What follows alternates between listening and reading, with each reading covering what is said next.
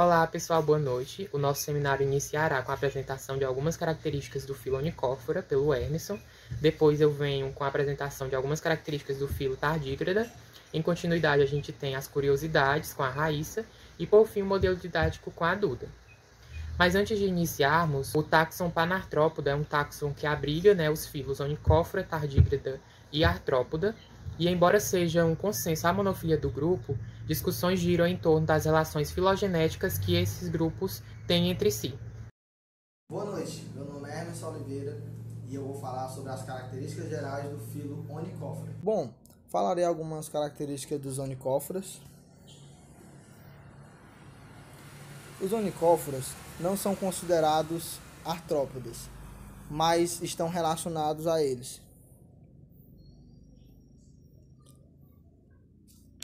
Existe somente cerca de 70 espécies de Onychophoras, mas o filo ele é antigo, mas não mudou muito desde o período Cambriano, de onde se obteve o único espécime fóssil possível. A distribuição geográfica. A distribuição é relativamente restrita. Todos os onychophoros vivem em regiões tropicais, como Índias Orientais, Congo e o norte da África do Sul, ou em regiões temperadas meridionais, como Austrália, Nova Zelândia, África do Sul e os Andes. Referente aos habitats, a maioria dos onychophoros se confinam a habitats terrestres úmidos, como florestas chuvosas, e eles podem ser encontrados por baixo de troncos, pedras e folhas, ou também ao longo da margem de rios correntes. Durante o período de neve ou de baixa temperatura, no inverno, ou também no período de seca, esses organismos eles se encontram em estado inativo e permanecem em buracos protetores ou em outros abrigos que ele encontre ali no momento. Bom, estrutura externa. Os onychophoros são um elo perdido entre os anélidas e os artrópodas, por conta da semelhança com ambos os grupos. Formato corporal. Bom, o corpo do onychophora é mais ou menos cilíndrico, podendo variar de 1,4 a 15 centímetros de comprimento.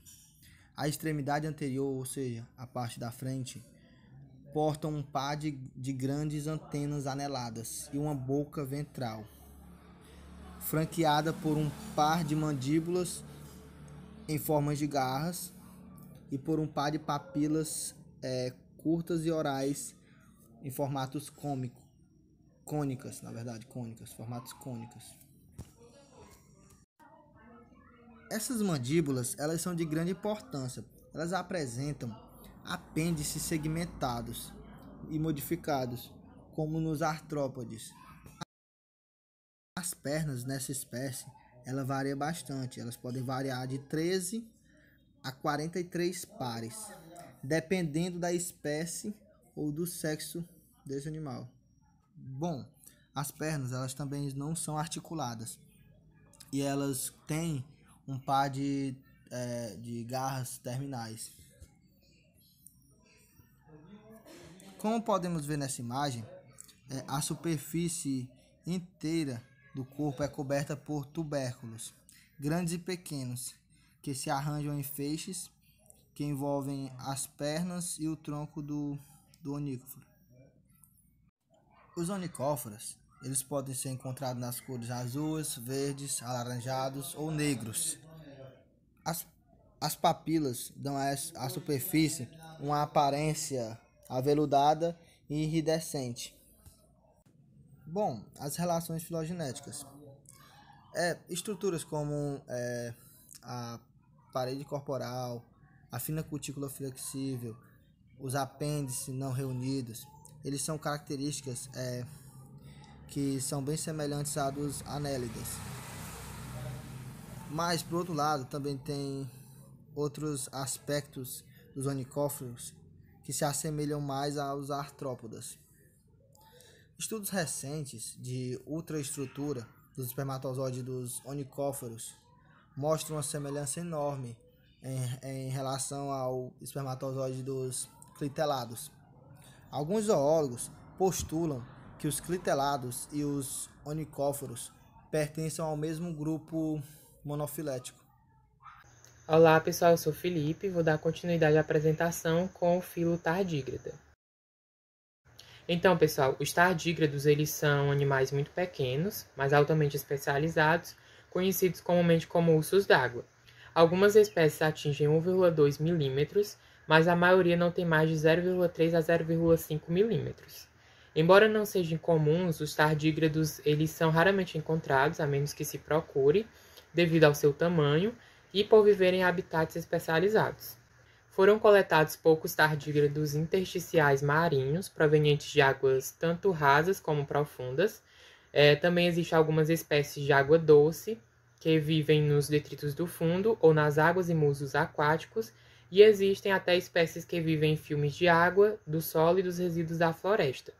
No entanto, muitas espécies vivem em filmes de água que circundam as folhas e musgos e líquens terrestres, especialmente os que crescem em rochas e árvores.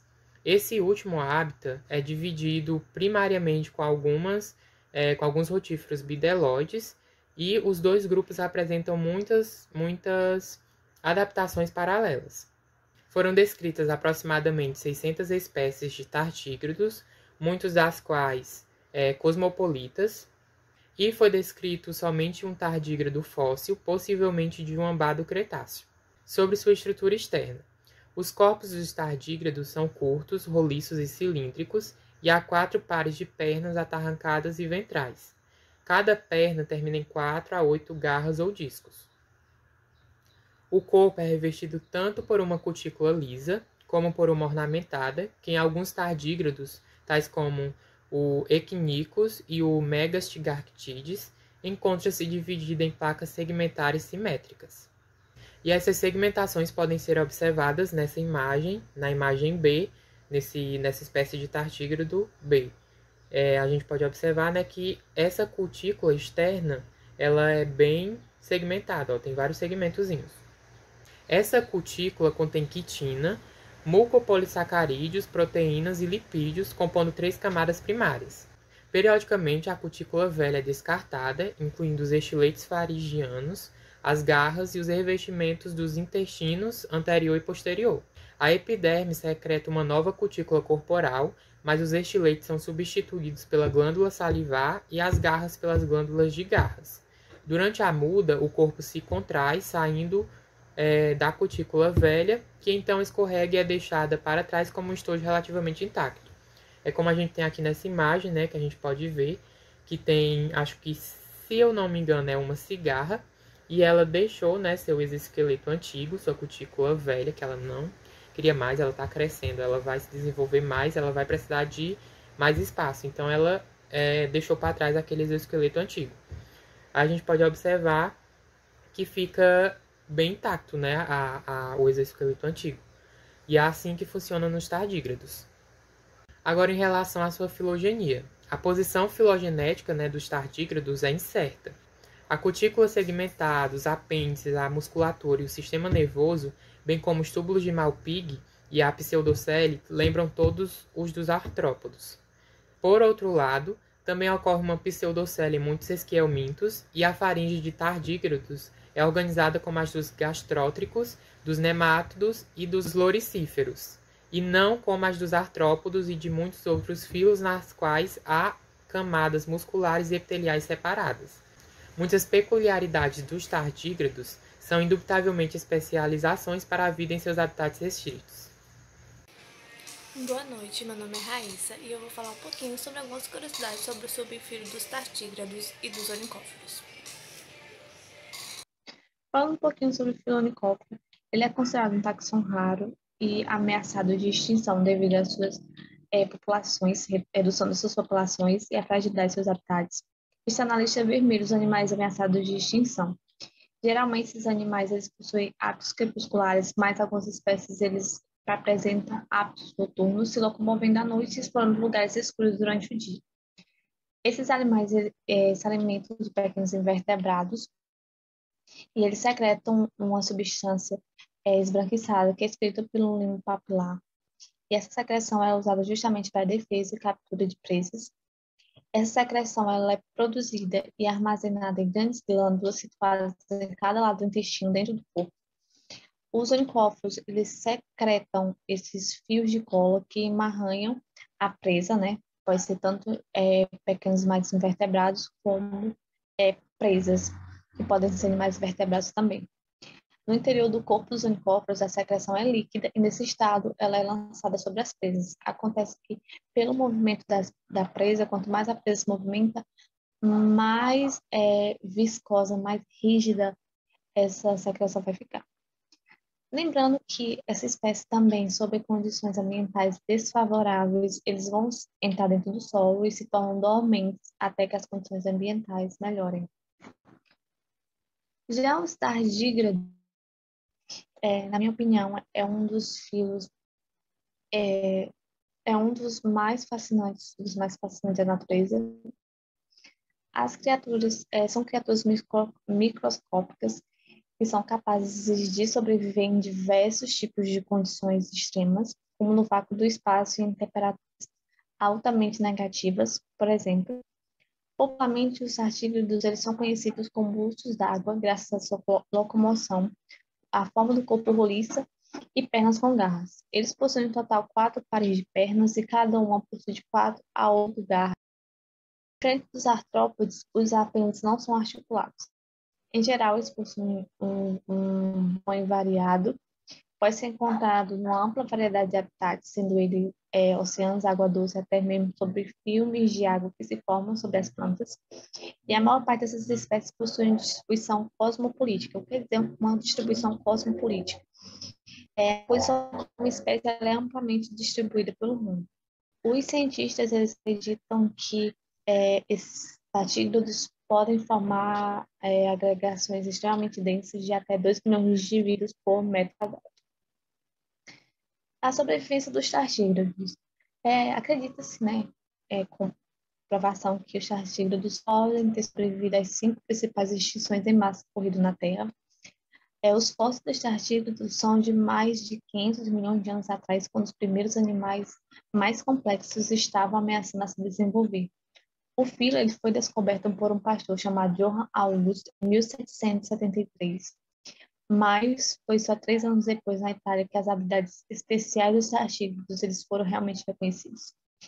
Ele percebeu, ao adicionar água aos sedimentos restantes da calha com chuva, e observando a mistura, o clerigo e cientista Laszlo Spallanzani, ele encontrou, né, centenas de criaturas em formato de ursos nadando.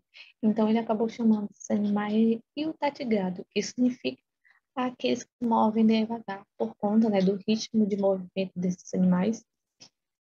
Até o momento, foram descobertas cerca de 1.000 espécies de tartígrados, porém, essa pesquisa é um pouco antiga, já faz 5 anos essa pesquisa, então acredita-se que hoje, né, em 2021, possa ter sido descoberto outros tipos de espécies desses animais. Os tartígrados, eles são capazes de sobreviver em temperaturas inferiores a 270 graus Celsius e superiores a 150 graus Celsius negativos, né? Positivos. Os tartígrados, eles também possuem uma espécie de chamada criptonita, que não é tão ruim assim quanto parece, né? Mas esses animais eles precisam estar constantemente dentro d'água. Caso contrário, eles ficam desidratados e entram em estado de hibernação. Esse estado de hibernação nada mais é do que uma criptobiose. O que é uma criptobiose? Né? Os tartígrados eles se encolhem, uma espécie de bolinha, e produzem um revestimento extra em seu corpo que os protege dos alimentos que geralmente poderiam matá-los. Em 1948, um zoólogo italiano afirmou ter encontrado em um museu tartígrados hibernando em um musgo seco. Acredita-se que esses tartígrados tenham sobrevivido por 120 anos. 47 anos depois do experimento, ele foi replicado e as criaturas sobreviveram à criptobiose por 8 anos. Por conta disso, em 2007, cientistas da Agência Espacial Europeia, eles decidiram levar um experimento para ver como os tartígrados se sairiam no vácuo do espaço. 2 espécies do filo foram enviadas em uma missão para o espaço e cerca da metade dos tartígrados sobreviveram à viagem de volta.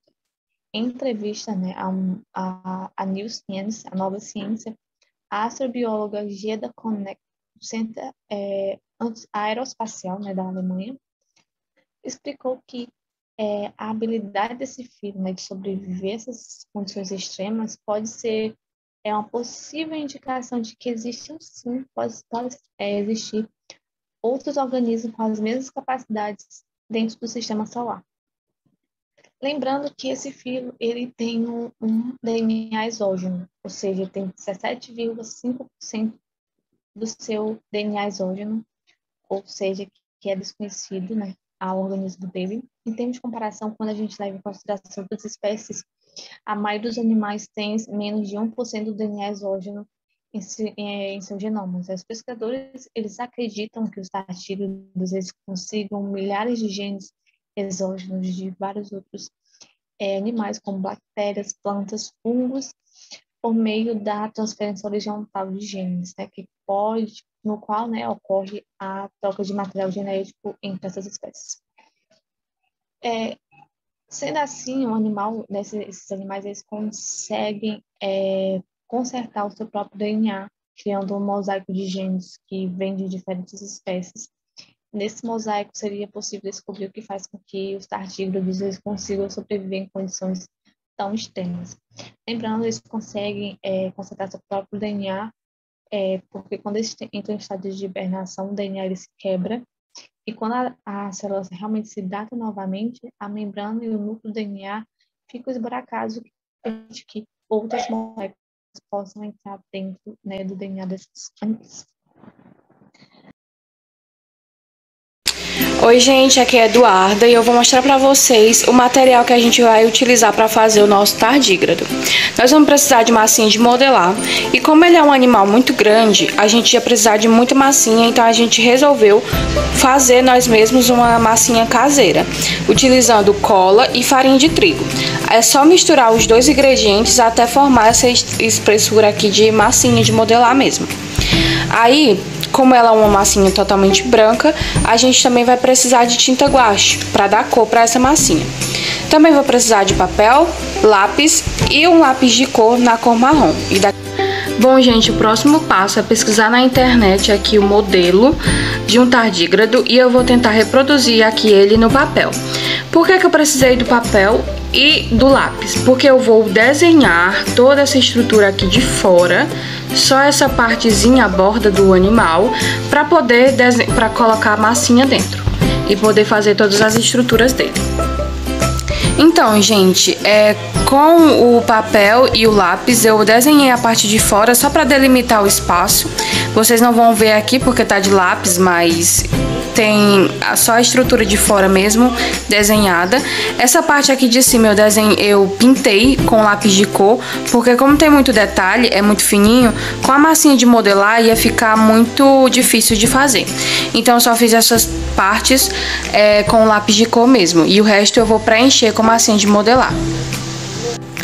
Com a tinta guache e a massinha de modelar, eu misturei um pouco de tinta guache verde até ficar nessa tonalidade, para poder fazer a estrutura de dentro do animal, como mostra no desenho que eu mostrei para vocês inicialmente. Agora, depois de ter feito a massinha verde, que vai ser a base do nosso animal, e de ter feito essa parte da estrutura de fora só para delimitar, eu vou começar a preencher e fazer o resto das outras estruturas. Bom, gente, nesse momento eu comecei a preencher a estrutura do animal para fazer essa base de verde mais claro que vocês vão ver depois. E depois eu já comecei a pintar a massinha de modelar branca com as cores que eu queria para as outras estruturas do animal. Eu fui fazendo isso com todas as estruturas que eu queria dar uma cor diferente, que eu não tinha, e fui fazendo todas as estruturas também em cima da base já pronta do animal. E é isso, o resultado final vocês vão ver agora. E aí, pessoal, vocês gostaram de conhecer um pouco mais sobre esses animais? É muito interessante, né?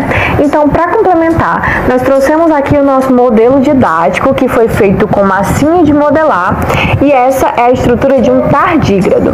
E eu vou apresentar para vocês aqui as estruturas internas dele. Então, vamos lá. Nós começamos aqui por essa parte onde eu estou apontando com o meu dedo, que se trata da boca do tardígrado. Vindo um pouquinho mais para baixo, nós temos o gânglio subesofágico. Essa parte aqui, onde eu estou apontando com o meu dedo, se trata do tubo bucal. E essa parte aqui em branco se trata do estilete. Aqui na patinha do tardígrado, nós encontramos essa parte aqui mais escura, chamada de glândula da garra. Seguindo aqui, nós temos essa parte aqui mais fininha, que se trata do cordão nervoso ventral. E essa parte mais achatadinha se trata do gânglio ventral. Nós temos aqui em verde, do lado da parte rosa, o reto do animal. E aqui em marrom, de massinha, nós temos o ânus dele. Essa parte aqui final em verde se trata da cloaca do animal.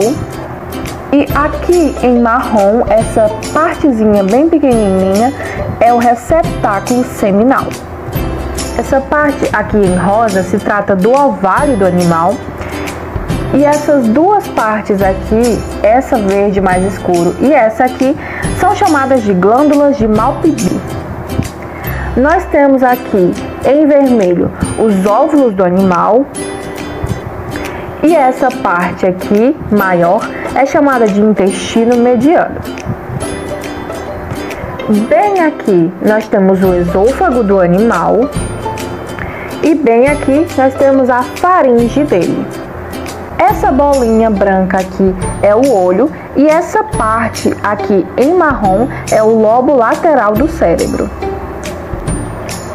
Aqui, onde eu estou passando o dedo, se trata da glândula salivar e essa bolinha aqui é o glândulo supraesofágico. Então foi isso, gente. A gente espera que vocês tenham gostado do nosso vídeo e que tenham aprendido também um pouco mais sobre esses animais. Até a próxima!